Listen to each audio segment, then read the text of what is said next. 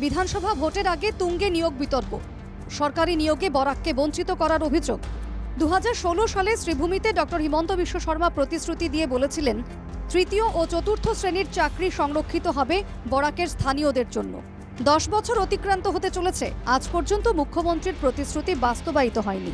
সরকারি নিয়োগে পিছিয়ে বরাক উপত্যকা, ফলে শাসক দলের বিরুদ্ধে বাড়ছে ক্ষোভ। 2021 সালে বিধানসভা নির্বাচনের আগে 1 লক্ষ নিযুক্তির প্রতিশ্রুতি দিয়েছিলেন মুখ্যমন্ত্রী হিমন্ত বিশ্ব শর্মা। ইতিমধ্যে 1,34,000-এরও বেশি সরকারি নিযুক্তি দিয়েছে সরকার। কিন্তু প্রশ্ন হলো, বরাকে কতজন সরকারি চাকরি পেয়েছেন? বাঙালি পরিষদের হাইলাকান্দি শাখার সভাপতি বিপ্লব পুরকায়স্থের অভিযোগ, বরাকের 99% হিন্দু বাঙালি ভোট দেয় বিজেপিকে। তা সত্ত্বেও বরাকের বাঙালিরা পাচ্ছে না সরকারি চাকরি।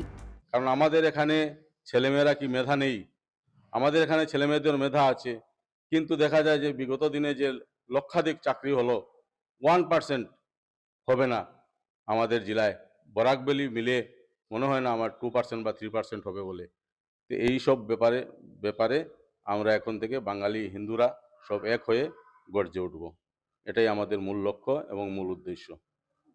আজকে আমাদের হিন্দুদের 99% আমরা হিন্দু বাঙালিরা বিজেপিকে ভোট দিই। বিপরীতে শাসক দলের নেতা তথা শিলচরের বিধায়ক দীপায়ন চক্রবর্তী জানান, বরাকে কংগ্রেসিরা অপপ্রচার চালাচ্ছে। বরাকে অলিগলিতে সরকারি চাকরি হচ্ছে, শিক্ষিতরা চাকরি পাচ্ছে মেধার ভিত্তিতে। একটা ভ্রান্ত ধারণা, ভুল ধারণা। কংগ্রেসের আজকের দিনে কোনো তাদের ইস্যু নেই। সেই ইস্যু না থাকার কারণে বিভিন্ন কথা, বিভিন্ন বিভ্রান্তি ছড়ানোর চেষ্টা করছে। কিন্তু বরাক উপত্যকার জনগণ আজকে মাননীয় মুখ্যমন্ত্রী ডক্টর হিমন্ত বিশ্ব শর্মার উপরে প্রতিটা মুহূর্তে আস্থা রেখে গেছেন। কারণ মুখ্যমন্ত্রী ডক্টর হিমন্ত বিশ্ব শর্মা যেভাবে বরাককে গুরুত্ব দিয়ে বিভিন্ন ডেভেলপমেন্ট করেছেন, সেটা মানুষের চোখে পড়েছে, আর মানুষ মুখ্যমন্ত্রীকে ভালোবাসেন। তাই এডিআরির মাধ্যমে আমরা এবারও লক্ষ্য করেছি যে একটা গড়ে এমনও এক্সাম্পল রয়েছে, 1 গড়ে 3 জন চাকরি পেয়েছেন।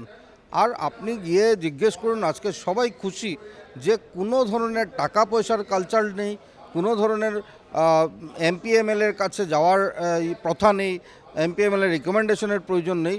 পক্ষে বিপক্ষে যুক্তির অভাব নেই, কিন্তু বিতর্ক নিয়ে এখনো পর্যন্ত শাসক দল কোনো তথ্য প্রকাশ করতে পারেনি। Bureau report, NKTV Bangla.